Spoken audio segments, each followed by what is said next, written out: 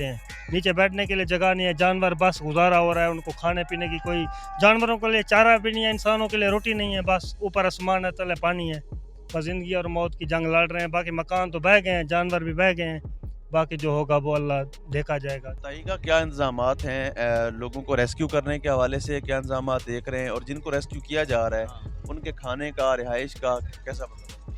ये इतनी तादाद में लोग आ रहे हैं, कम से कम मेरे ख्याल में कोई 50% तो हो रहा है, खाने का बंदोबस्त भी हो रहा है, टेंट भी हो गए हैं। अभी इंतज़ामात लोग कर रहे हैं, मुखैर भी कर रहे हैं, गवर्नमेंट भी कर रही है। ज़्यादा कंट्रीब्यूशन आप मजहबी फलाई तंजीमों की देख रहे हैं या गवर्नमेंट की?